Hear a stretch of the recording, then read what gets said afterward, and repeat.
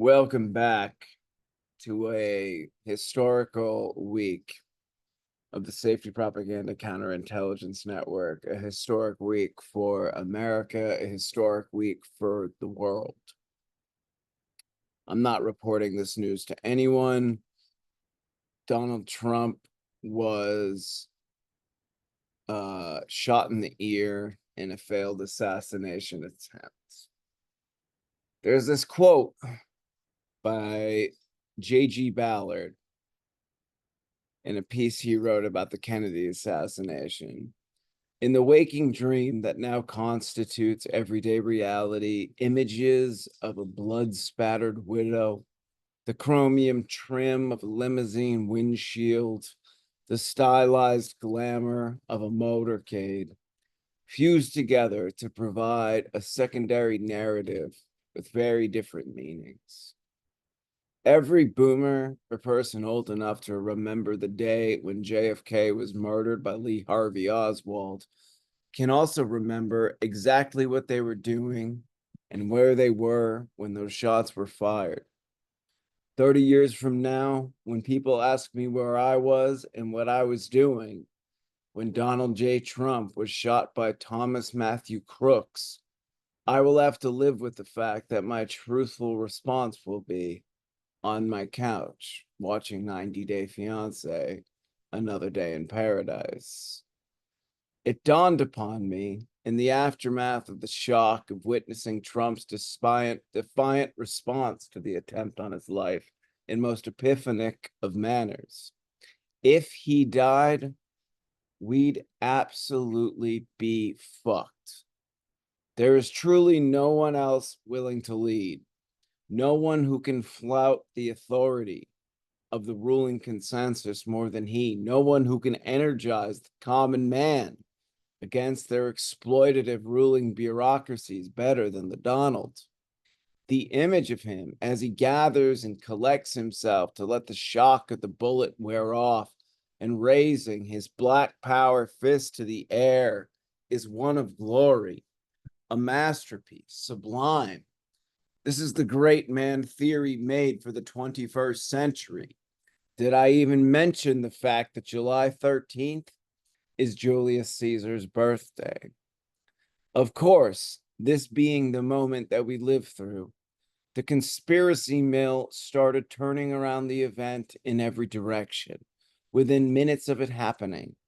What stumps most people is the flagrant security breach of the whole thing.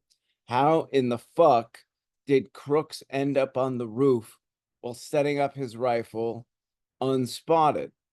It's a good question and likely speaks either to flagrant negligence or commanded negligence on behalf of the National Security Squad assigned to the Donnie.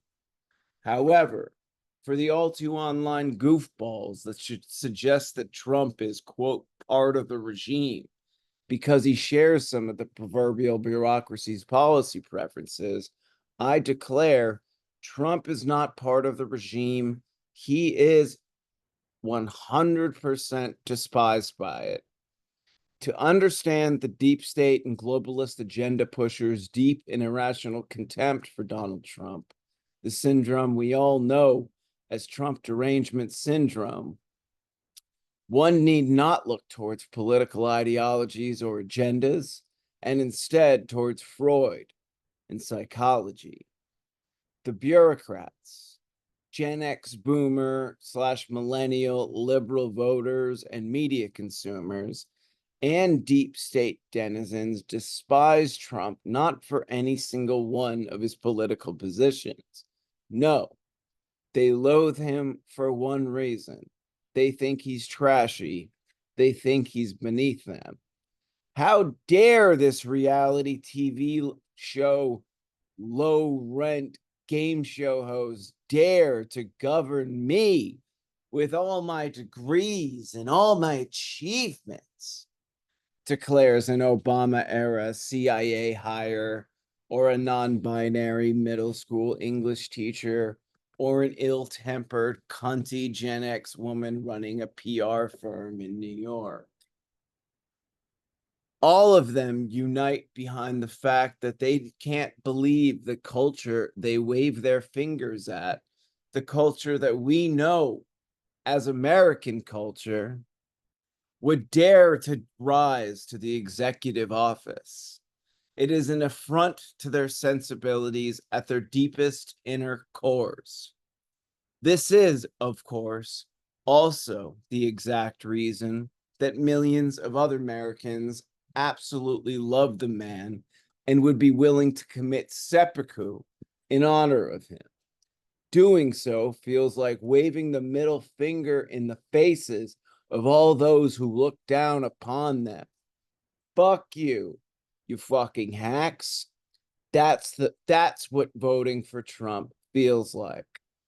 The other big group of conspiracists around the shooting are those who have ceased believing that reality itself is real. It is, to them, completely staged, lost in layers of mediated data and simulacra. I suppose, given the utter erasure of distance between media and reality, such a disposition can be understood, if not exactly sympathized with or accepted. Baudrillard's old adage, more information, less meaning. We were the generation promised the world by the one before us. Work hard and achieve. Go to college. Pursue your passions. Follow your dreams. But when we came of age, all there was to inherit was a hyper competitive gigs market and a lifetime of hustling working jobs well beneath the degrees we earned to make money that situated us well below the poverty line. The indignancy of having to ask your father for money is one experienced by millions. This economic depression played out against an increasingly cartoonishly cyberpunk media landscape that left us with the assumption that at the very least, something was deeply wrong, and at the very most, nothing at all was real. But life is real. This really happened. To those who say the images of Trump raising his fist are too perfect, I respond, no. He's just that fucking good at PR. The man gets shot. He's clearly shaken and scared, but then he remembers that the camera is still rolling. He gathers himself. He looks to the people. He raises his hand and defiantly fists the air. Fight, he says. He's unreal. He's unstoppable. He's a force of charisma and endurance. Nothing, bogus trials, endless media blockades and witch hunts, and now actual fucking bullets can stop him. It's a sight to see. It's beautiful. There is meaning in everything that happens. Trump was shot. A supporter of his was fucking killed. We're at a great precipice point in human civilization, and you're a part of it. This is all still happening despite all the digitized information swarming your senses. You are still living through the forward momentum of history. Brothers and sisters, you are fucking part of history. And you will all remember the exact moment that some crazy libtard tried to assassinate President Trump. If anyone really that shocked that this same media that has led some unfortunates to believe that everything is fake would also lead to some spazzed out libtards or spazzed out conservatards for that matter to get so worked up that they might take a shot at either Trump or Biden. Don't let perpetually no stance stand for nothing bozos like Michael Tracy fool you. Trump is the most overly demonized figure in the history of American politics, and it's not even close. Not only has the media relentlessly taken to hammering the idea into the heads of their viewers that Trump is literally Hitler, they have also destroyed the careers of media figures, artists, thinkers, scientists, musicians, athletes, or fucking anyone who declared their political preference for a Trump presidency. How is anyone shocked that the shooter, Mr. Crooks, took the media at its word when others think everything in the media is entirely staged?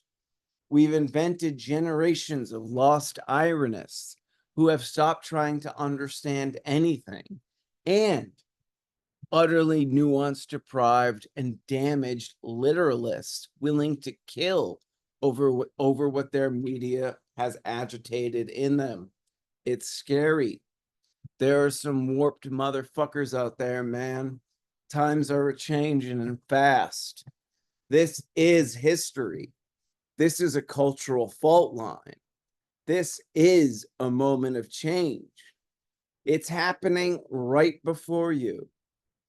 Ukraine's president and United States Armament Welfare Queen Zelensky has already publicly declared that Russia should be represented at the upcoming Ukrainian peace summit, basically admitting that he knows his gravy train is ending. CNN finds itself forced to admit that what happened to Trump was indeed a political assassination. And here in this article, even clarifies the meaning of the term to its readers who can't accept it as such. Democrats at this point are all but admitting that they know they're toast in this election cycle. They've given up. So many people just don't see the attempt on Trump's life in the way that they would another politician because his very name is one loaded with such a long lifespan in Americana and pop culture. They refuse, you see, to see him as the political force of nature that he so obviously is, incapable of reconciling the hybridization of media, politics, and reality TV that he represents. He is a perfect embodiment of the country in this moment, for better and worse. And that makes him terrifying to some and utterly powerful and seductive to others. And this refusal to see here's his fierce defiance as the actual political leadership that it is, that liberals live and dive by, is of course only what propels us, the movement around him, to action and glory. Baby, oh motherfucking baby, we're going to win. Trump 2024. Full endorsement. Keep fighting the fight. Where were you when it happened? I was actually away in Cold Spring. And of course, it's not as immediate of a live viewing, right? Because you just get news of it and then you start watching the clips. Like, I'm curious if people who remember the JFK assassination were actually watching that live, and that's like a whole totally other different experience, Of course. Yeah. But yeah, I mean, I just had like chills sent down my spine because it seemed something that was totally unreal, especially it's like a liberal fantasy come to life, So I'm like, your average boomer Democrat, your parents' friends like joke about, oh man, I wish they would shoot that guy in the head. And they actually did it. Someone Yeah. actually did it. And he it's just the most Trumpian way it could have gone too. Like he's just perfect. He's just perfect, the way he handled the whole thing. And Yeah, he showed enough vulnerability to emphasize the real of the situation before pivoting and then making sure he got that image. The guy oh is gifted. yeah, no, it's like divine intuition, or it's just like second nature for him to. I mean, it's of his nature to act how he acts.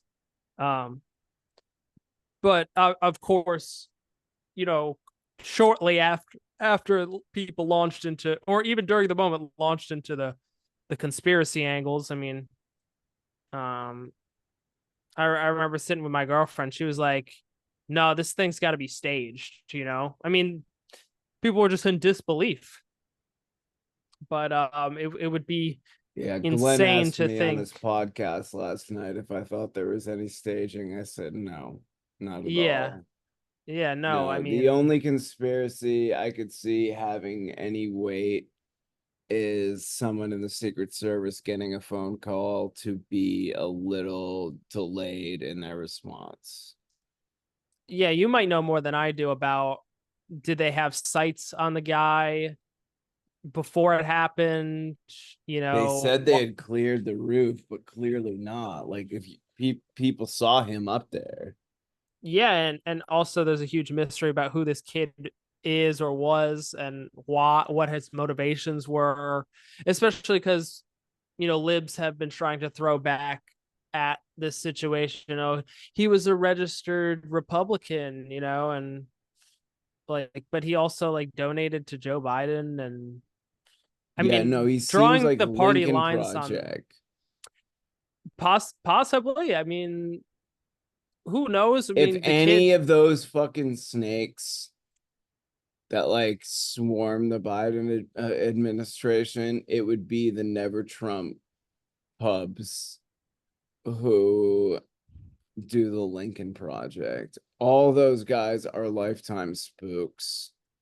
All Yeah, of them are batshit crazy, and all of them really hate him because he challenges the consensus that they live and die on. See, the thing yeah, that people don't really understand about neoconservatives is they are communists. I think some of them don't remember the fact, like they don't know the history of their own politics, but neoconservatism as an ideology was conceptualized in the 1960s. And in what it was is they were Trotskyists, and Trotsky himself believed that revolution had to be global. It had to be a global war of the proletariat against the ruling class. So since these guys saw no chance for revolution in countries that did not have productive labor forces, they started taking positions in liberal governments to push a liberal capitalist agenda upon third worlds and the Middle East and South America, etc., in hopes that they could rapidly industrialize those economies and therefore get closer to what Trotsky envisioned as the true revolution, which is the global revolution. Um, so yeah, all those Bush era swarm like spooks, they're commies. They don't know they're commies, which makes them the most dangerous of all commies. mm, yeah. Well, they're also like more extremely or more motivated um to use like authoritarian government tactics to take advantage or further their position. But I mean, you know more than I do about um ops and things of that sort. I mean, we are the safety propaganda counterintelligence agency, but I Yeah, think exactly. people a little too quickly like to launch into the like conspiratorial angle. Yeah, Uh the only thing that begs the conspiracy is just a flagrant security breach, yeah. which obviously merits investigation. But the problem is, it'll be the same problem we have with Lee Harvey. He's fucking dead. You Yeah, can't they'll just question never him. know. You Yep. never know. We're gonna be stuck in this liminal space forever. Yeah, Gary, you there?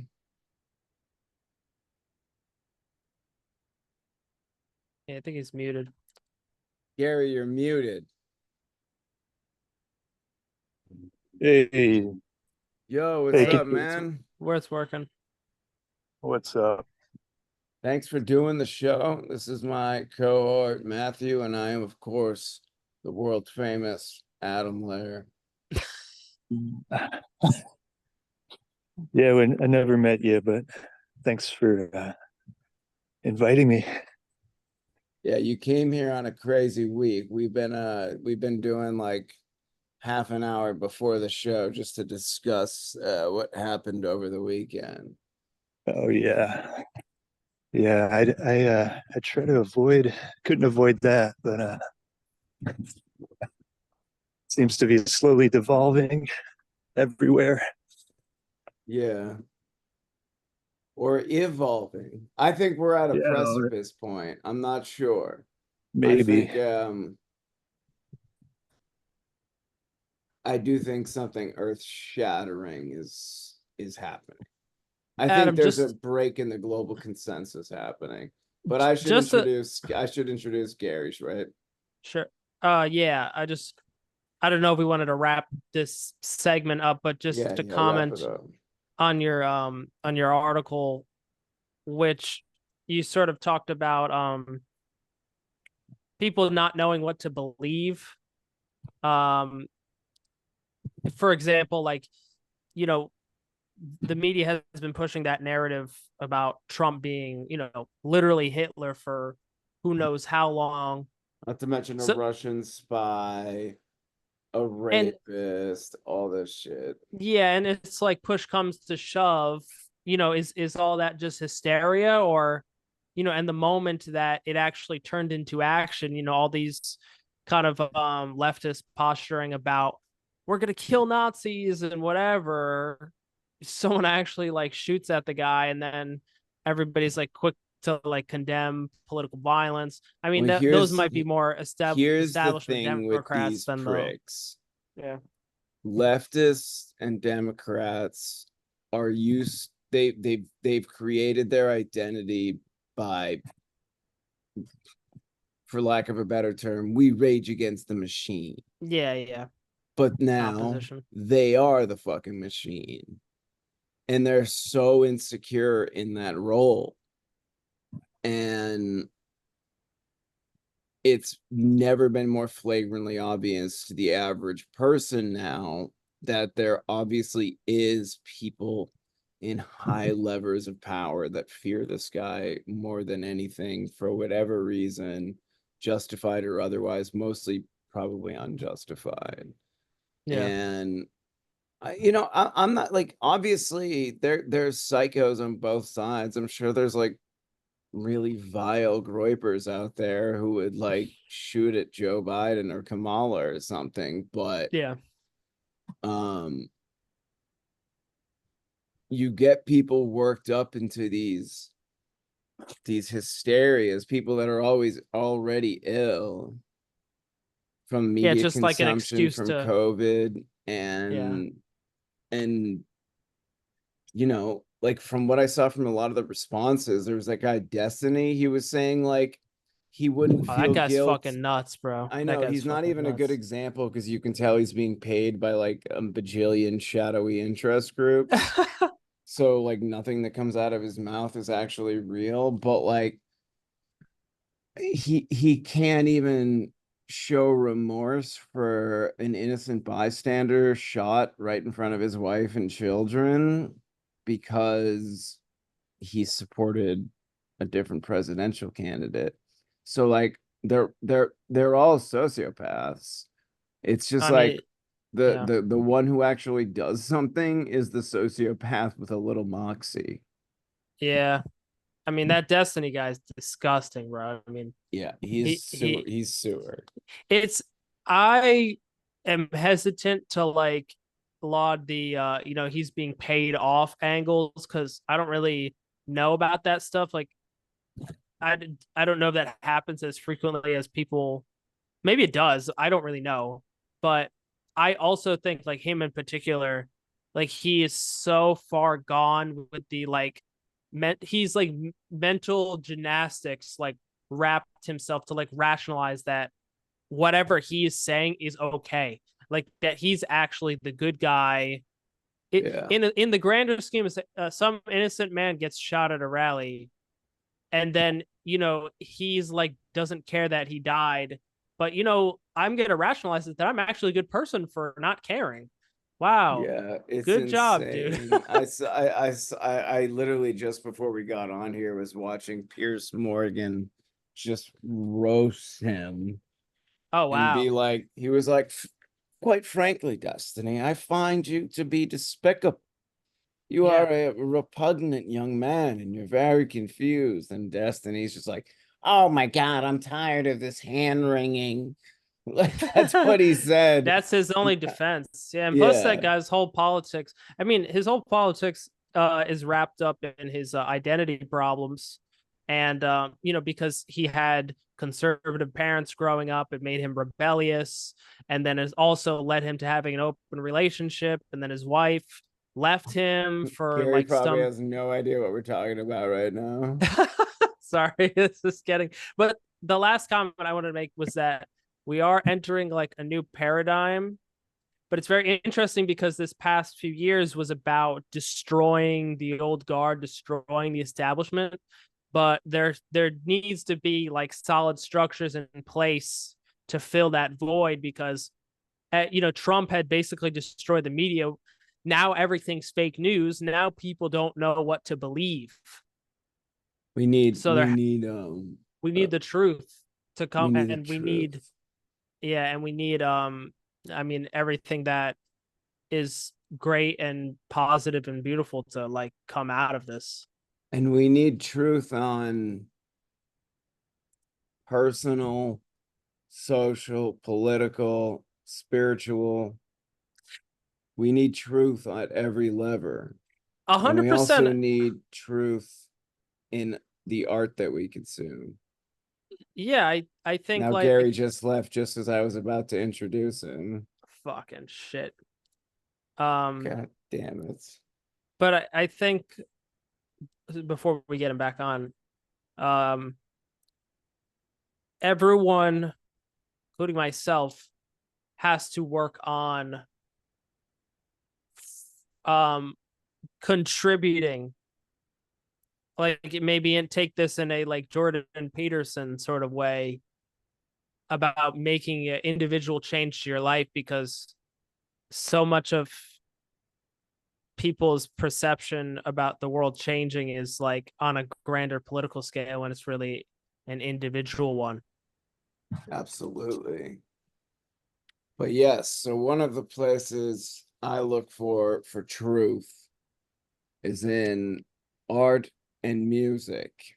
And Gary here has been doing a solo music project called Mammal for a very, very, very long time.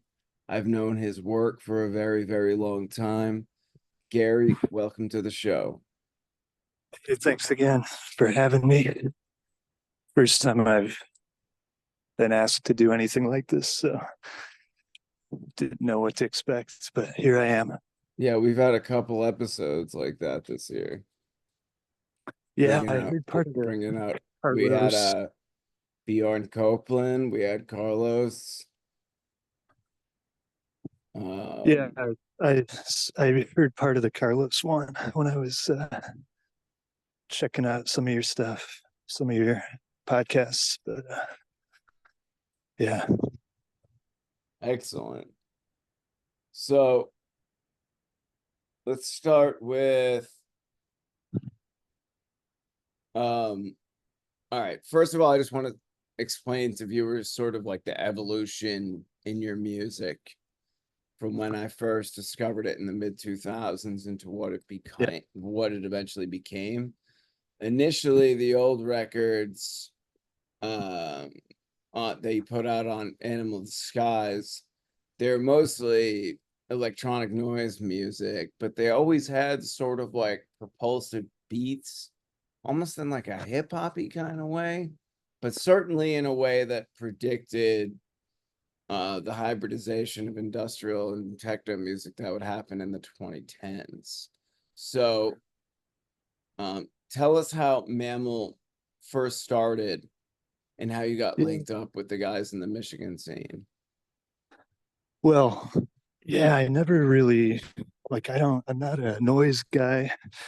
I sort of get lumped into that just out of, it's kind of harsh, but my stuff always had a rhythm. I like rock music with a rhythm mainly, or, more driving techno type stuff. And just tried to do my own thing. My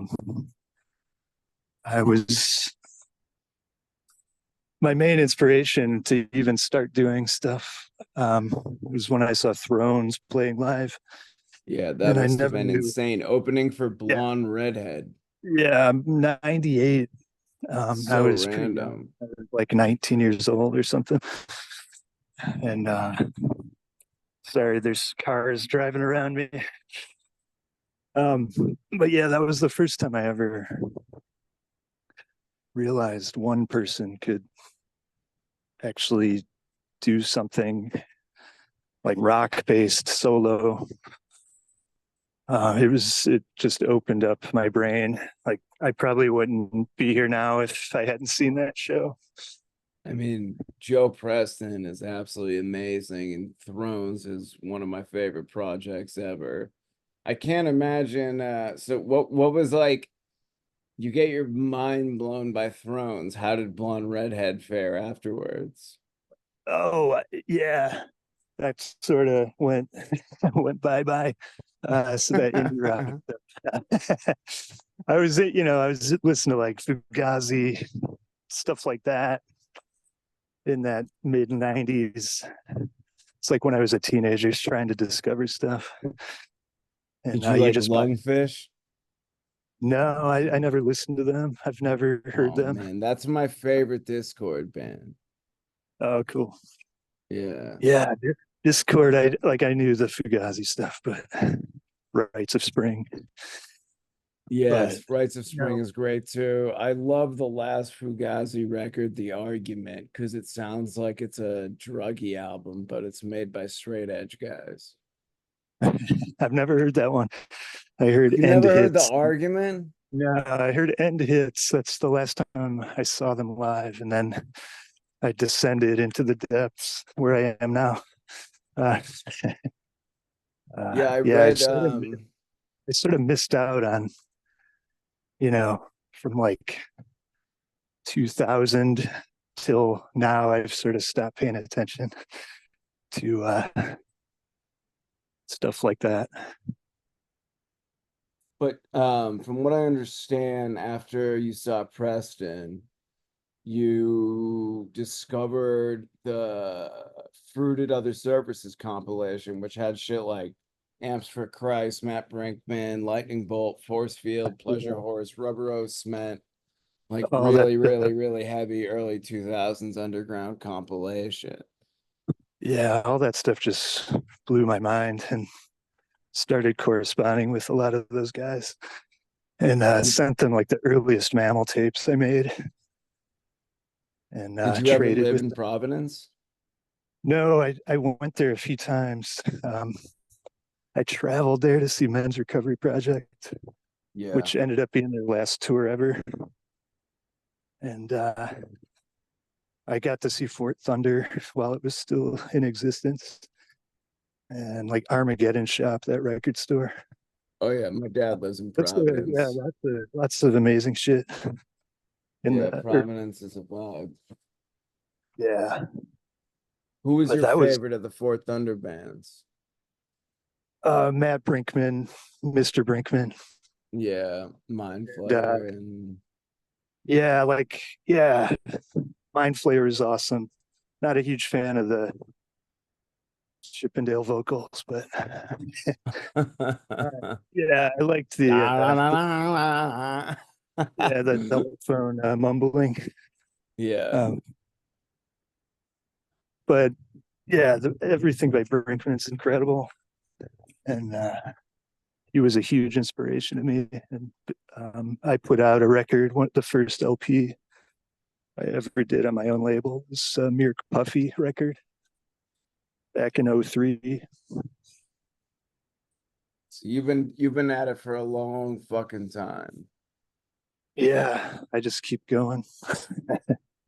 Were there ever any points that you stopped making music for extended periods of time?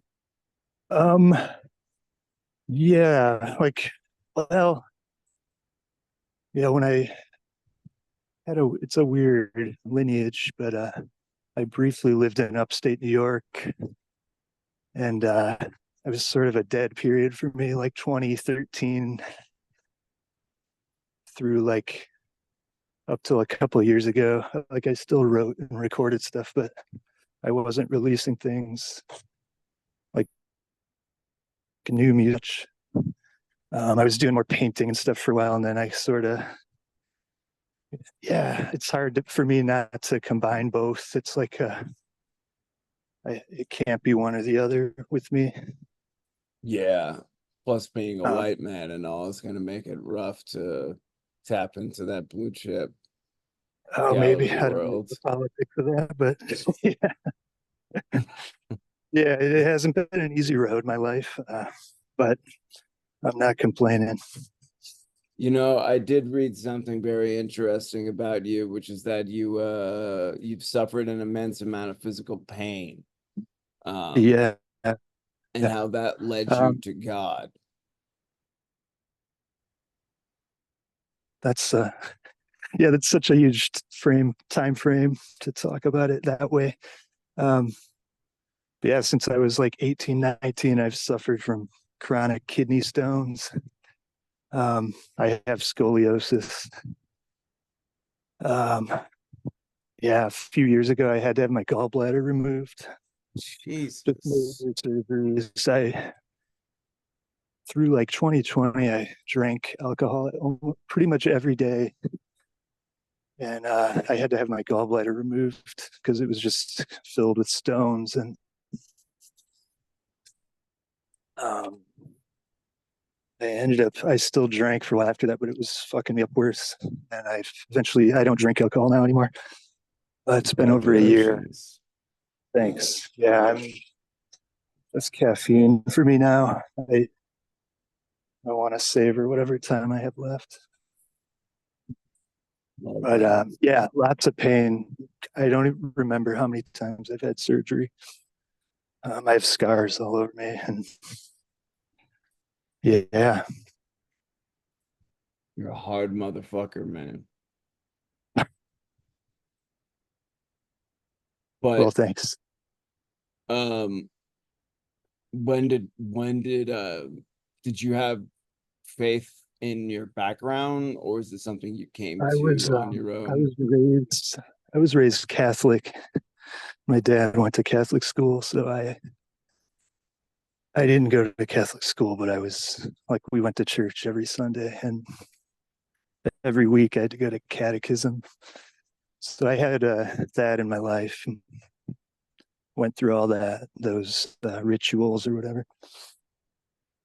Um, yeah, I've seen stuff beyond this world, and I know there's more to it. Yeah, we've had theological discussions on the podcast recently. Matthew here has been struggling with faith.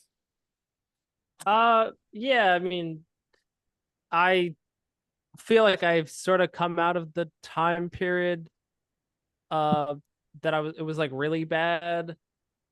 And which is interesting because Bayou on Twitter was just on Filthy Armenians podcast talking about a similar existential crisis that he had, and we were kind of paralleling in the time frames of that. But I think it's a topic now that is coming back, and that everybody is sort of considering more, getting out of, like, I don't know, the dark ages of like the time of like atheism seems to be passing over. And Yeah, yeah, and people are, it's got to yeah. be a miserable existence to not believe in anything more. Oh, Um, 100%. just yeah, like even like from philosophy courses, Pascal's wager, even if that's your basis of for God, like do that. Yeah, just gamble on it. But I feel like, and especially if you're an artist, it's hard to deny a spiritual connection in some way, shape, or form to like just the process of that, and how you feel immersed into the world, and not to feel something like transcendent there, and just to chalk it up to a biological, physiological stimulus. It's just like a hard sell for people. Yeah, I And don't know. I can't. I for years I don't know. I guess I was agnostic, but it yeah, it's not the way. well, and obviously, like on your recent record, you had like your titles are like very pointed, like I believe in God. Yeah, I just yeah, I don't know. I But it's like interesting because physically they sound, um I mean, it sounds pretty hellish, you know, just like the distorted guitar sounds and stuff like that, and it's very dark narratives. I'm sure some of that has to do just with the dealing with the pain and your physical pain that probably relates to just a larger theme of like existence and pain and stuff like that. yeah. This record sort of spawned. Just it was a really dark time after the surgery, and Hmm. got fucked over by this guy who stole my amp. Oh, Yeah, Bass yeah, at the yeah. I base read that amp. story.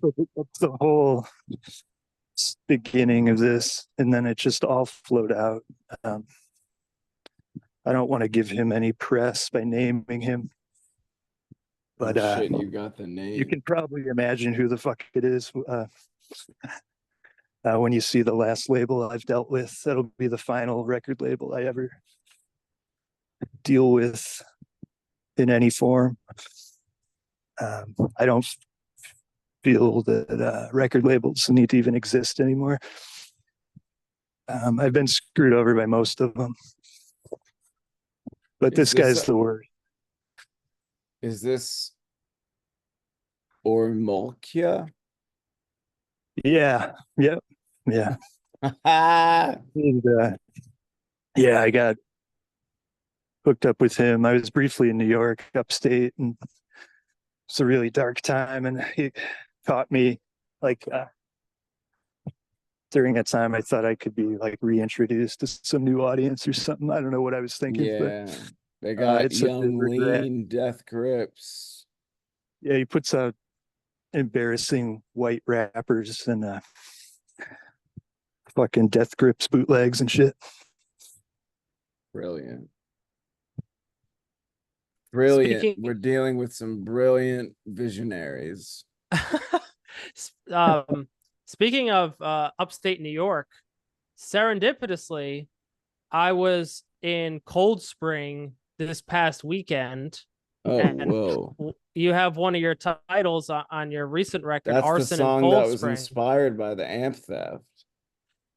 Yeah. Interesting fan- because we visit, there's like a hike you do in town and you visit the Stern Mansion, which burned down in like the 50s. Is this like, was that inspired? Is that what inspired the title of the song, or? No, it's basically what it says. It's a fantasy. Is there anything particular about Cold Spring? I imagine you visited there, or Yeah, I don't want to say too much more. I don't know what. I don't want to cause anything no? It's bad for myself. fair Yeah. enough. Don't worry about it though. We're Teflon. I've survived more controversies than motherfucking Kanye West. Yeah, there is. It's also dark humor. A lot of people think my shit's so serious and bleak, but there's a lot of humor I put into it that makes Yeah, I me can laugh. detect that. Um, I will say this. Your new album is absolutely I deserted, that is. Everybody go buy Gary's new record, Deserted. Um Amazing record and one of my favorite new ones that I've listened to this year. I knew you were kind of going in this sort of ghastly spectral rock and roll kind of sound for a couple records, but on this one, I don't know, it's like it has a hauntological quality or something. Um yeah, very, there's. very beautiful, very emotive. Thank you. It's my favorite one I've made so far. See that, no, that's a huge achievement given how long you've been doing the damn thing. Yeah, I didn't think I had any more in me, and then here this one came. So um, there are more songs that didn't get put on it that I've been working on. So who knows what's next? Damn. Yeah, I was hoping to have another one out by the end of the year, but we'll see. Oh It's shit, you could have done the Red Hot Chili Peppers thing. Dropping what's two that? full in 2022, they dropped two full lengths in Oh, yeah, within 3 months to mark the return of John Frusciante. or a user illusion scenario. Yeah, exactly. Use Your Illusion 1 and 2. My Elton John phase. That's a fucking great idea. Use Your Illusion 2 is fire. Civil Yeah. War, holy shit. Oh yeah, pretty tied This, up. I love that song. yeah, That all might be on that one. whole No, I record forget. is nuts. I'm always trying to figure out like what my favorite hair metal band is. And I love Skid Row and I love Motley and Yeah, shit, but Guns N' Roses are just like they're in a class of their own, I think. yeah. I don't really consider them hair metal though. They're more like sleazy bar rock or something. Yeah, But they're special. they didn't wear makeup and shit. Well, maybe a little. Maybe a little, just a little eyeliner here and there. Yeah, who knows? How long did it take you to record the new record? It kind of flowed out, right? Yeah, it was a little over a week. I was recording every day, like one or two songs. It's crazy. Some of them I wrote right then, and it's like one take, first take, and that's the song. It's never been like that before. It was something coming through me. What do Had you to think happen. that was? The presence of God? It could be. It could It's a big be. part of it, at least. When did you guys first connect? Who? What? Who? Gary and Adam here. Oh, Oh, oh! I Has saw. Adam, um, had you been following him since like the 2000s, or? oh yeah. I've known his music since the mid 2000s, but I think Mike Yeah, Connolly put us in touch. Yeah, gotcha. Mike texted me that you had like posted a list of your favorite albums this year or something. So I followed you on Instagram, and yeah, that's the first time I've heard of you. Have you Yeah. done a lot of like live shows at all, Gary? Or I've played over like 100 shows, but I haven't played since 2009.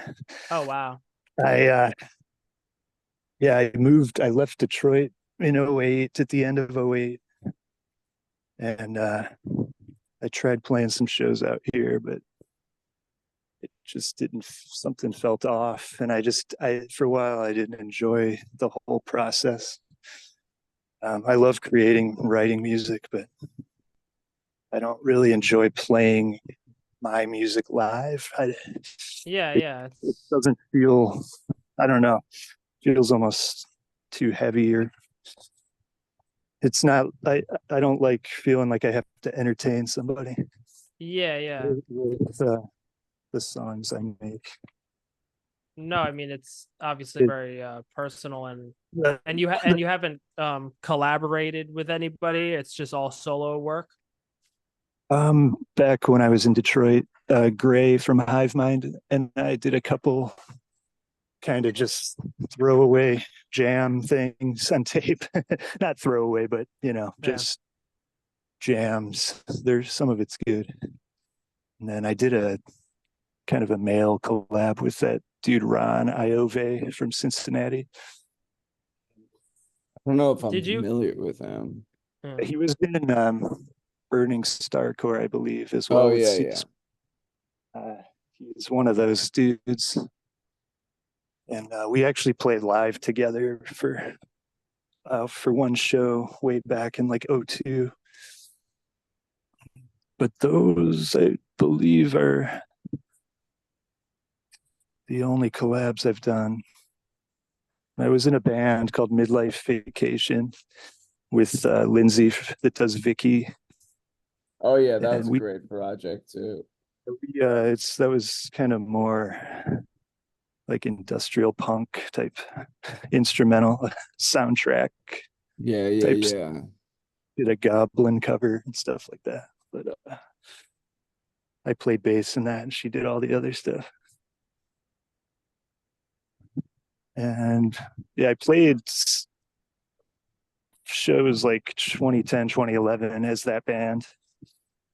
But that's been, since Mammal, it's been like 15 years. So you lived through the moment when noise music almost like briefly flirted with, Yeah. if not the mainstream, then at least like the tip of the blogosphere. Like Yeah. there were Felt columns like about it and Pitchfork and blah blah blah shit like that. it felt like maybe How? Yeah, or, go ahead. yeah, I was never really part of that Detroit scene. Everyone assumes I was friends with all these people. But basically Gray, Lindsay, Vicky, um, Charlie Dram, I was friends with them. Charlie, The he was dude, good. yeah, he's cool. I don't know what happened to him, but he was my roadie for a few mini tours I did. He's cool. I hope he's doing great out there. But yeah, I sort of felt people would buy, I would sell stuff more in that era. Like my album Let Me Die, I did 500 and they sold out like within 2 months, which is And that, crazy. man, yeah, Imagine. nobody buys shit anymore. No. Yeah. I only pressed 250 of my new one, and it's it's selling decent for what I do. And I don't expect an audience to last this long. Yeah. My Um, bandmate and I, Alex Beanstalk, and I still have like 70 copies left of our CD, and we were sure that our clout pipeline would propel this thing to sell out. But people Speed. only want the free content. Yeah, the CDs are tough. That's how Animal Disguise ended, because I was doing dual formats. then these bands wouldn't tour, or they'd break up. Yeah, and you had a pretty compared to like the average noise label, you had a pretty diverse roster. I mean, bands like Sick Alps and Warmer Milks and Yeah, you know, Cadaver and Drag, Elo Omo. Cadaver and Drag was phenomenal, actually. Great. They had a second album finished. I think they eventually released it as a cassette. But I was going to release it, but then they broke up and I had already went bankrupt essentially. So I couldn't do it, but it's an amazing record. Breaking and Entering, it's called. Yeah. Yeah, everyone should check that out. It's weird. I mean, I was so into this shit while it was going on. I'd be reading Blastitude and shit, finding out about all this music, but now it is so historically like almost totally underrepresented, but like almost nearly forgotten. Like Warmer Milks shit is you can't find anywhere. You just started ending up on streaming apps, so that was cool that I can now listen to the new record when I'm training at the gym and whatnot. Do you feel like you've been because this new music, like I can just it feels like it could strike a chord with a larger audience. Are you interested in broadening your audience to new people outside those who already have the know-how for this shit? Yeah, that was sort of why I did that. And I've been so out of the loop a little. I didn't know what the process would be to put stuff on streaming sites, if that's even worth it. But to go back, like how it's underrepresented, I think that was like right at that moment was like before everyone had cell phones recording everything, and there's no like live footage of that stuff really. Like how YouTube, you can find amateur video of concerts. There's some, but it's like really not there. And it's sort of lost in time in a way, which is kind of cool. It is cool, kind of. But like my friend Zach Davis, for instance, you know, him and I both grew up on Cape Cod together. I remember he put out like 150 Lamb's Bread releases. He always gets these requests to put them out and then stubbornly, you know, refuses, which I get ethically, but I'm like, dude, this was a big moment in underground music. I think people do kind of want to discover something like this. There's no analog to it anymore. This was the last scene where underground music felt, you know, sort of connected to some kind of bohemian subculture era. It's not like you go to a noise show now and it's people that just upgraded from Hot Topic to you know, they, you know, once they got too old to go to Hot Topic, they got some tattoos. They had to trade in their Deftones CDs so they could get Merzbow CDs. And the scene is just like so kind of embarrassing and sewer level, like loser, that I appreciate what you're doing even more because of that, because it's like a new sound. It doesn't belong to the lineage of noise music. It's like I tried to get out of that. That's why I made Lonesome Drifter, to separate myself from all the shit everyone thought I was part of. And I started incorporating real instruments, you know what I mean? Like traditional guitar, bass. I went back to a show. I think I mentioned this in the interview I did with Mikey from Warmer Milks, where I went back to Detroit briefly, and I went to a noise show, and was like no time had passed, no one progressed, It's just some dude standing over a table, like twiddling knobs pensively, and there's no soul to it. I don't want to be part of that or affiliated with any of that. Yeah, and they've always got like a goth looking girlfriend with like bones in her nose and tattoos all over the place, and she's just like dying to accuse musicians of, no, I'm not gonna go there. I mean, Never I mind. appreciate some noise. I love Bloody Minded. I love the stuff Oh, I Down just does. saw them on Friday. Oh yeah, I saw that he posted. I love Mark, and he's been a supporter for years of my Yeah, stuff. yeah, yeah. Mark's dope. He actually messaged me to thank you for me for showing up.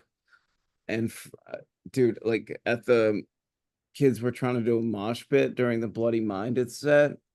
So these little like noise zoomer twinks kept just thrashing into me. I was demolishing them. If anybody fucking even so much as dared as come into my space, they ended up on the floor. So that was fun. Yeah, I haven't been to a show in a long time like that type.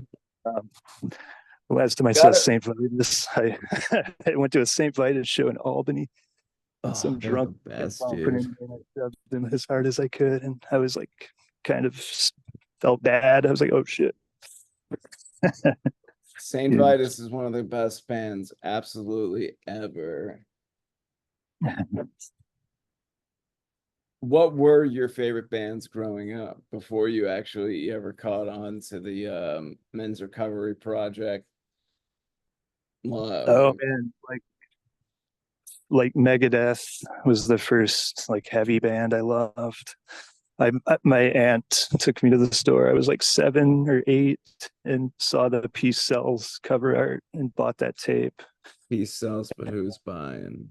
Yeah, I had to listen to it with headphones. I was like scared while I was listening to it. I had heard anything like that before, and it still holds up today. It's an incredible record. Uh, and just like all the music of the time from the mid 80s, like White Snake, uh, Guns N' Roses, I loved, still do. Um, I grew up listening to my dad's 8 tracks from the 70s, like Led Zeppelin, Deep Purple, like hard blues rock type stuff. My dad, this is a convoluted story, but it's related to Deep Purple. My dad was he owned this business that was part of an international trade organization. They all worked in the same products essentially, and they would, work out their competition and their, I don't know what the fuck they did. But one of his best buddies from this trade organization was a guy named Paul Kane, who did not study to become a high level businessman. He studied to become a guitarist at a music school in London. And amongst his classmates was Jeff Beck, Eric Clapton, and his best friend to that very day, Mr. Richie fucking Blackmore of Deep Purple and later Rainbow. Yeah, that's cool. Down, down, down, down, down, down. Love it all. Yeah, fuck yeah. So you have Yeah. this claim that perhaps I read too much into, but I found it to be poignant. You said that this new album is the one that best embodies your spirit, Yes. something Yeah. like that. In what way does it embody your spirit? How do you It's think this thing best not exemplifies who only you are as an artist? it's the most, maybe not that my other stuff isn't sincere, but it's the most straightforward, purely from my soul. Like it's me. completely. Every lyric, even the darkly comical stuff. It's the first one with every track has vocals. I'd never had a record like that before. And the vocals sound pretty goddamn good. Oh, thanks. Yeah, I was hadn't recorded vocals in a while, but it's kind of a raw setup I have at home. But I'm pretty happy. There was very minimal EQing or tinkering. It's pretty much raw how it sounds straight out of the master. Did you work? Sorry, go ahead. No, it's interesting because there's something sometimes when you do too much to whatever the correct conventions are, especially people like to get too overly technical about like mixing and stuff, but if you like just trust your ears and if it sounds good, it is good. And then there could be like the minimal resistance between what you were envisioning and like what the final product is. Yeah, with this, a lot of it was just created and it wasn't planned. So I wanted it to sound exactly as it had come out. Yeah. Yeah, it's interesting. I've in recent time, I do photography and just for some of the personal work I've been doing is I just haven't been editing the photos at all. Which is like a huge part of the process is, after the fact, cropping, recoloring, whatever. A lot of these have just been straight out of the camera, so there's definitely a certain realness to it. So that's interesting. Yeah, I really like lo-fi recorded music and yeah, just raw like demos and stuff, hearing stuff. It's, I don't know, it's more human feeling, I guess. Yeah, or live recordings too. Stuff like that, yeah. But what were we gonna? There's some bands out there that are better on demos than they are in fancy production studios. Yeah. Yeah. It's almost like too like legible, audible. There's some sort of mystique there when it's like colored in a demo environment, you know what I mean? Like you can hear the rattling in the background or whatever. Yeah. We did a midlife vacation demo, and then we went to my friend Kevin's studio and recorded them all there, and it just, the demos are so much better. Like we couldn't recapture it. Like it's just the raw recordings are the best. Yeah. At least to me. I don't know. Have you ever listened to any of John Frusciante's solo albums, especially the first two ones? Yeah, the second one's incredible. I actually I was like a freshman in high school, and this guy I knew had that CD with the brown cover, usually just a t-shirt, whatever it's called. Neanderthal Days and usually just a t-shirt. That's incredible. I love that. And I was lucky enough to buy the second one when it came out before it was recalled. Yeah, I have it on Soulseek, and it'll never be reprinted again because of the nigger word. Song. Yeah, it's too bad. But that's his best moment, I think. That what's it called? Smile from the Streets You Hold. It's just such a weird, bizarre album, and it's beautiful at the same time. It kind of shows everything that he's capable of doing. I also love the record he did with Warp that came after. The orange cover, How to Record Only Water for 10 Days. That one has a few. My friend had that CD. It just had a few good tracks, I remember.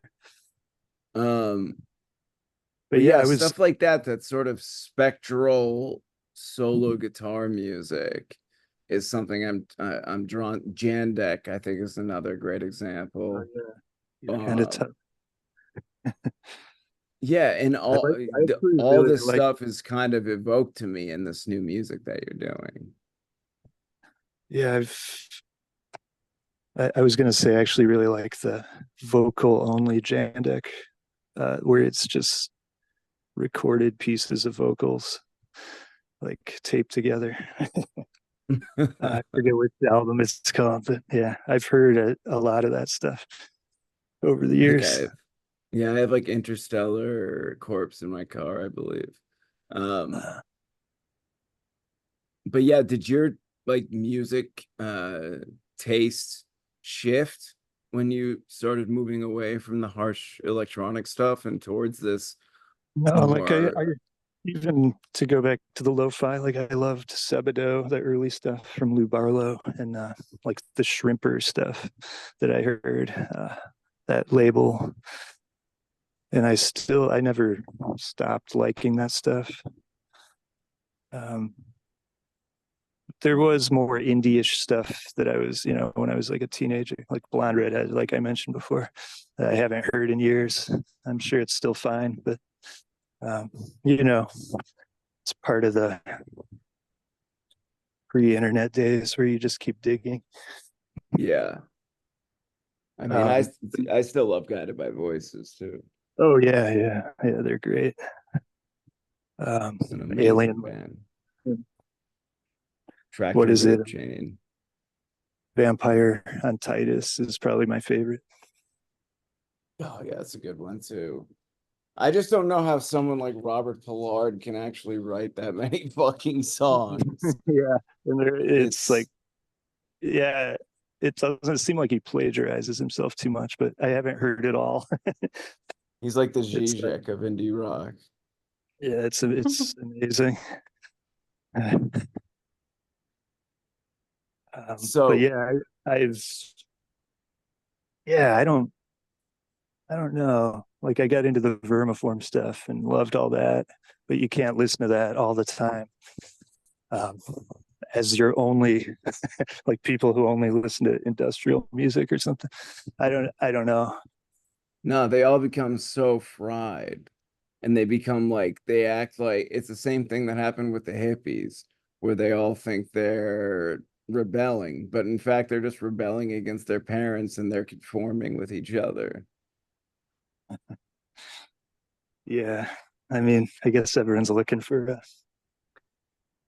a group to hang out with, a Yeah, they all uniform. got their fucking black metal t-shirt on, bad skin, slutty wanting girlfriends who are about to hit the wall because noise chicks are like entering their mid-30s now.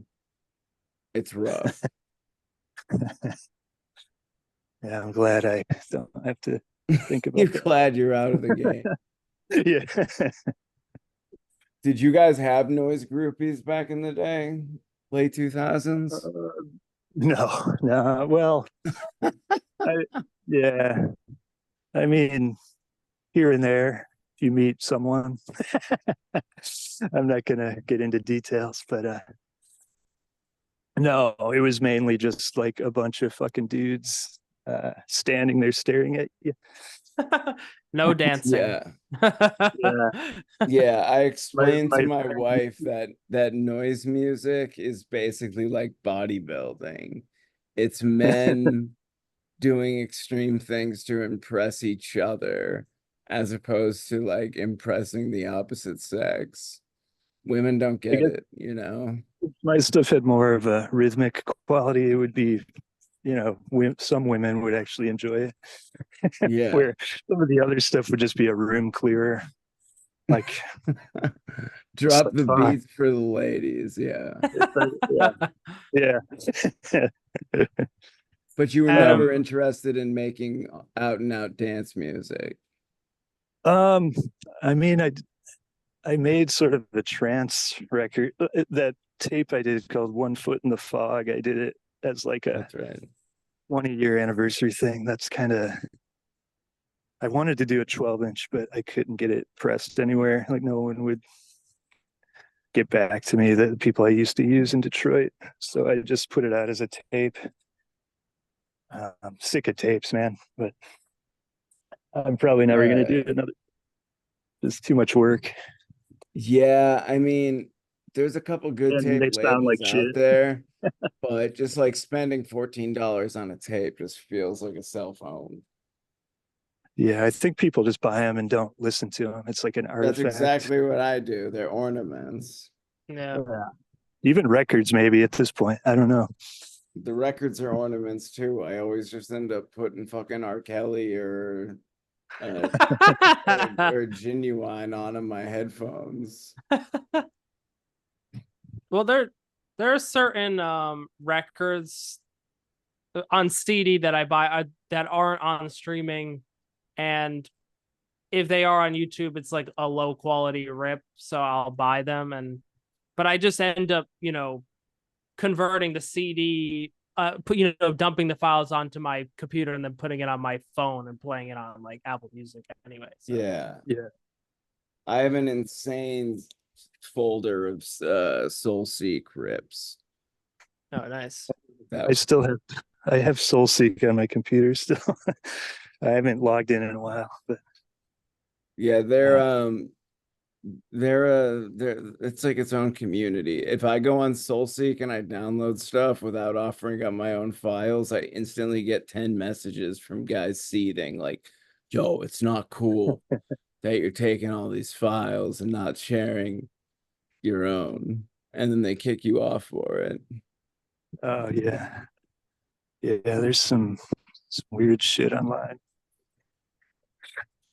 I So don't you I don't don't even know how musicians like what is the game for like making money besides just like fucking t-shirts?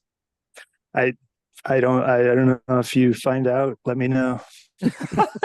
No, but yeah, remember like NFTs? Remember that whole thing? It seems like a distant future away where Yeah. we could tokenize the physical art into a virtual art, and you could trade it on the marketplace. Yeah, What's but that all NFTs died fast. And NFTs were a part of they were like the late era post-COVID hustler culture where, they're kind of like it started with things like WeWork and shit like that, where Yeah. millennials would be entering precarious job markets, but be given the illusion that they could be their own bosses by freelancing while working wages well below the poverty line. And in this mentality, the hustle mentality, everything has to become a hustle. So NFTs quickly became this thing of like, oh, maybe if I digitally bookmark this and I offload it in enough time, I'll make money. So like everybody's getting scammed and everybody's scamming. It's the scam it's nuts. economy. Yeah, we're living in the scam economy. I mean, everything's a fucking scam. There's this one red light in front of a school zone that I have to go by all the time, and I do not speed, but they've sent me at least 5 or 6 tickets for going like 35 and 36 and like 25 because it's a school zone. Scams Bro, abound. everybody's broke and needs revenue. That's basically it. Yeah. And that, is coming to a head. And yeah, it's interesting. Yeah, if I break even, it's a success. If I break even, that's all I can hope for. Yeah. Oh yeah. Oh, Gary, don't you worry about it. We're about to launch you into stratospheric success. I mean, we're on fucking Spotify, for Christ's sakes. We're really dialed in. Who did that? He got us on Spotify. It's really not that difficult. I was just like using the wrong app for years. Just log in. Yeah. Yeah, I've never Um, actually used Spotify, but I got my stuff on there. Some of it. Yeah, next is like getting playlisted. No, next we need to like turn one of your songs into like a TikTok audio and it could go trending. Yeah, it's someone showed me one of my songs was on a few just bizarre like Romanian TikTok videos or like the song Aurora. I think because there's an artist Aurora maybe, and they who knows. But that was funny. this Just really, Romanian artist, Andrew Tate, has been Yeah. using Mammal tracks. Yeah, man. Good taste. What's your take on Andrew Tate, Gary? I don't think I oh, don't want I to don't speak for him, even. but I don't think he has I've any. seen something about him. He just seems like a douchebag, but I don't know. Yeah, I can't speak on him. I don't know. yeah. A fake alpha. I don't know. What's your take on Andrew Tate, Adam? Um, well, he's not lying when he says he was a pretty good kickboxer. He wasn't like elite level, but he was a European champion twice, and that league is, fairly up there. Um, I think he's a cunning narcissist that clearly understood the terms of the time he was living in and exploited them. There's some things he says that I like, but scamming lonely young men with cam girl services is some pretty low life shits. And if there was one thing about him that I find to be unforgivable, it's that. How do you Hmm. preach an ethic of like male improvement and then like laugh about the fact that you were ripping these poor, pussy desperate suckers blind for all those rules? That said, the charges filed against him and whatnot are completely horseshit. Yeah, I don't know the specifics of that case or anything, but um maybe that's for a different episode. yeah, totally. I'm still here, by the way. um is there anything going on in music now that you're still finding yourself compelled by other than your own work? Yeah, I love myself now. Um, the, well, it's actually an old timer I know from Michigan. Pete Larson had an awesome record come out in January, like right before mine, called Fields Drift 2. It's an amazing electronic record. It's just awesome atmosphere, kind of trance techno-ish.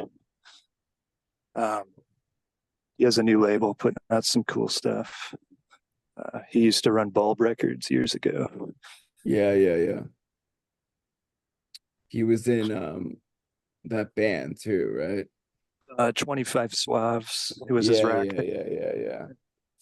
But yeah, he's still making stuff that's pretty interesting, I think. That's probably my favorite new record I've heard this year. Um, there was a live Daniel Johnston record on Shimmy Disc I really enjoyed, but I've only listened to it once. And that's about it. Um, I'm not really digging for anything lately, but No, I don't blame you. The sheer volume of things that comes out is so yeah, overwhelming in all regards. But yeah, music sure, feels so sure. particularly detached from uh broader cultural discussions now that that it's even more challenging to keep up with music. Do you know the guy from fucking Piss Jeans is doing like a Substack like record review monthly thing? Oh, yeah, I saw he reviewed my record um, on one of his blogs or something. And Yeah. I think he got some stuff wrong, but it was still I guess positive. I don't know. Yeah. All right, said you that heard it no, here no, first. Matt Corbett from Piss Jeans. You don't know how to fucking properly contextualize your reviews, bro. What the fuck? But no, I was thinking, I was looking over. I was just like, how in the flying fuck would I ever listen to all this stuff? It's there's no way it's all good. And especially as an B, artist itself, I don't understand how you have time for that. yeah, I don't know. I don't know though. I mean, Gary, do you listen to your own music frequently? I actually listened to the record the other day just to remember. Make sure it was all good. Yeah, make sure I still felt something about it. But no, Yeah. yeah, I do once in a while. It feels a little weird sometimes to hear my own voice, or Yeah. but yeah, I'm still really proud of it. And yeah, I did listen to it this past week just to get my mind on it again. I Yeah. feel that. Not like listening to my record daily. No, I mean, there comes a point, especially if you play something very frequently, that there's a desensitizing that happens.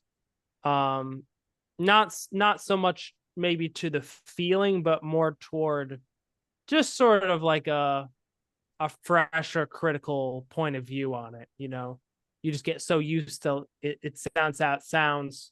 I mean, that's two different modes of listening. I'm sure, like when you're in the process of making something, your ears are Yeah. tuned for. Well, like before it came out, I listened to it almost every day, like the test pressings, and Yeah. like, is this really worth putting out? I don't know. I always second guess it all, Yeah.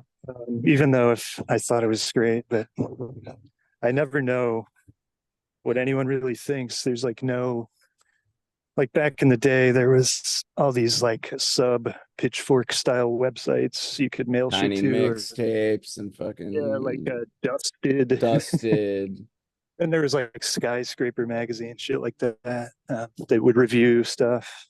Even Vite magazine reviewed one of my older CDs and gave it a positive review, which was pretty cool. Oh yeah. Yep, that was the era I basically came of age in.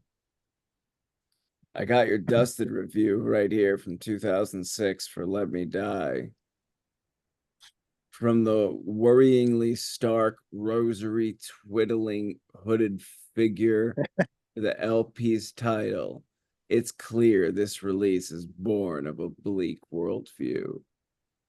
Gary, the lone member of Mammal, has dug up and given a kind of life to the ailing ghost of low fidelity, sick sound. Wow. And it goes on. Did you ever do a listed for Dusted? I did. It was like before Lonesome Drifter came out, maybe like a year after that, like, or '07. I forget what I had on it. I was super into SST bands like St. Vitus, Black Flag, and all that. I still love that stuff, but Me I'm too. sure a lot of that was on there. And like I'm on Duel 2 or something. Who knows? I All good forget. stuff from my point of view. But yeah, I don't know. Yeah, there's no one that reviews stuff now, really. I don't know how people find out about anything. Yeah, Seems there's like absolutely no media for it. Honestly, the If service we provide here on podcasts is probably the only analog we have towards magazines that used to be. yeah. Yeah, you've got to find the tastemakers, and then like if you're a lay person like me who doesn't know about a lot of stuff, find someone who has good taste and then hold on for dear life while they explore new frontiers and recommend you stuff. Or or like I do like doing deep dives, just because there are many ways to come across music. Like I actually I saw recommended forgot his name, Jamie, right? He's in the band Shoo Shoo. Yeah, Um Jamie No idea. Stewart. yeah, he just recommended this I checked out this app. It's called Radio, a bunch of O's, and it's basically like a map of the world, and you can, like, let's say you could click on a different country. You're like, let's go to uh Turkmenistan, and then you can sort it by like decade, and it'll play like a record from that place, that time period, uh, which was an interesting way to browse because in today's digital age and the internet, regionality has certainly been lost um, to a degree because everything's just global, global sound. So it's interesting, like, uh, I mean, like we talked about before, you're from Detroit. Like Detroit guys have a specific sound. Well, yeah, I'm from just outside Detroit, Dearborn Heights, but pretty much Gotcha. Detroit. Yeah. The guys you say I mean, they're you from could there you are could from, even split hairs that way too. I'm sure people from the city proper and people outside the city have a different yeah, sound too. Yeah. Yeah, a lot of the big if he guns, was from the big guns city, he'd there. sound like Eminem. Yeah. Sound like Jay The Dilla. big guns are from like rich suburbs outside of Ann Arbor. Like they're not even from Detroit. Mm. They had everything to fall back on, so that's why everyone knows them. Trying desperately hard to locate your dust listed mammal. Yeah, I think I looked for it a few years ago. I couldn't find it.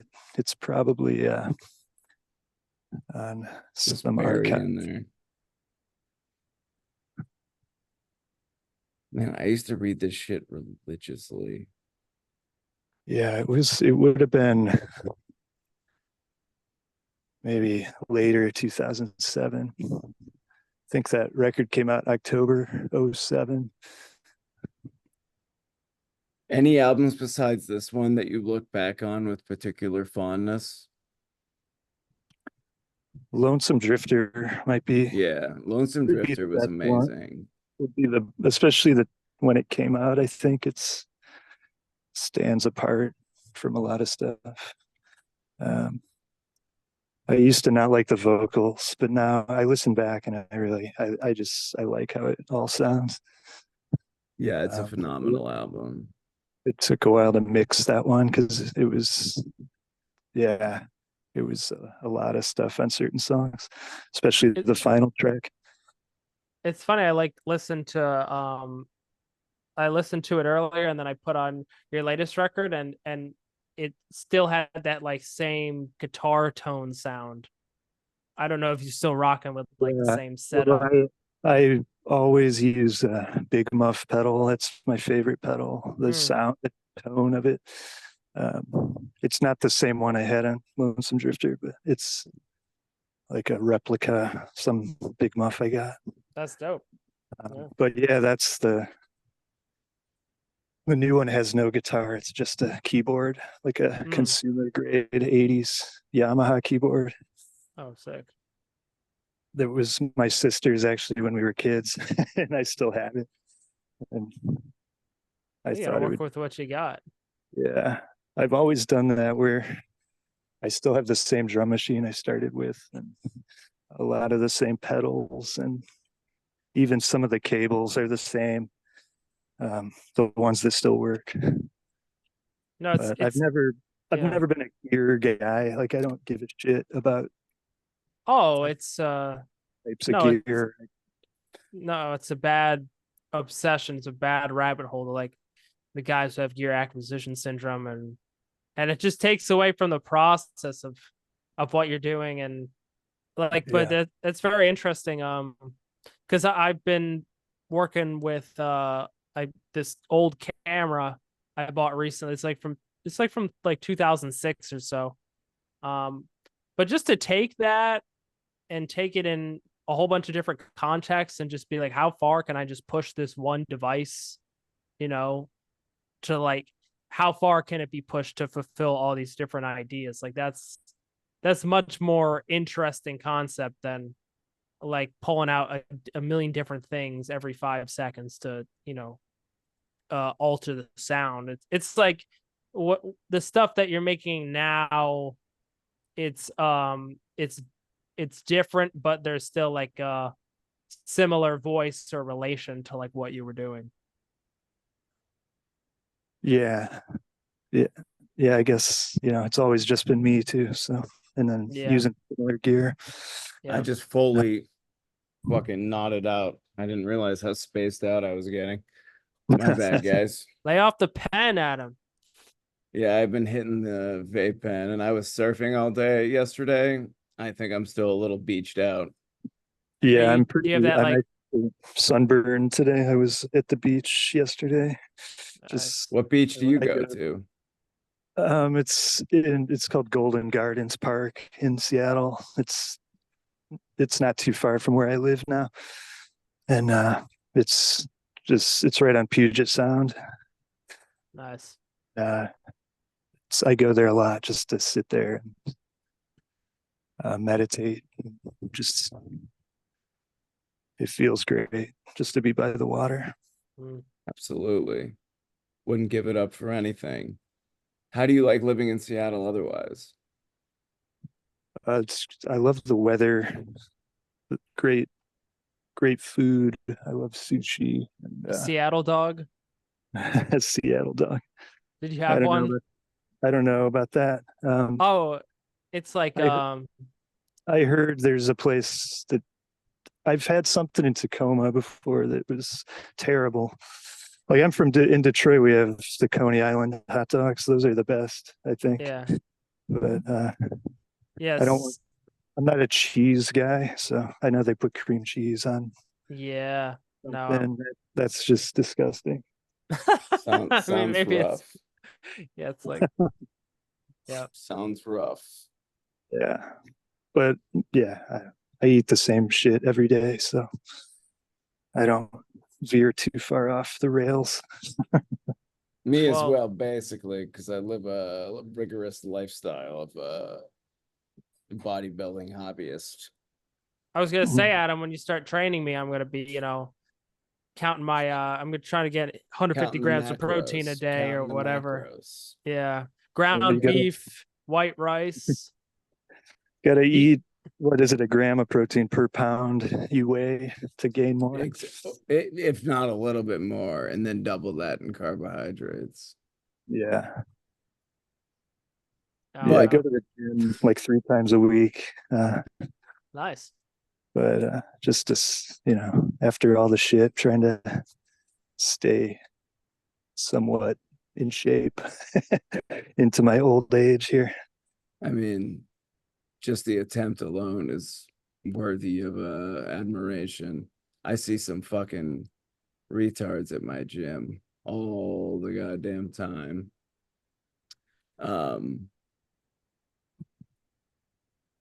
But especially considering after the multiple surgeries, just showing up at all is still a show of strength. It's a Trump black power fist. 100%. Well, thanks. Yeah. Doing what I can to stay alive as long as possible. And I hope that happens. And I hope you keep, bringing out these records, because this one truly left an impression on me. There's a lot of shit that gets sent to my house in terms of fan mail, especially noise tapes and shit like that. It is so rare that I hear something that I think sounds genuinely new or interesting. This is one of those albums. So I just want to say good luck with the rest of the promotion of it. Good luck with the label. And thank you so much for joining the show tonight. Yeah, thanks for having me, guys. I appreciate it.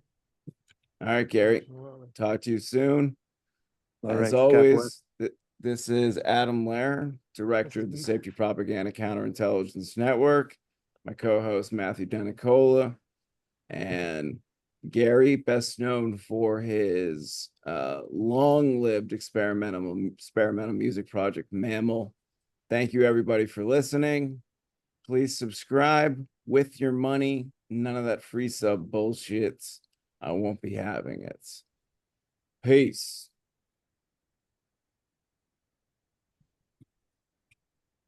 Signing off.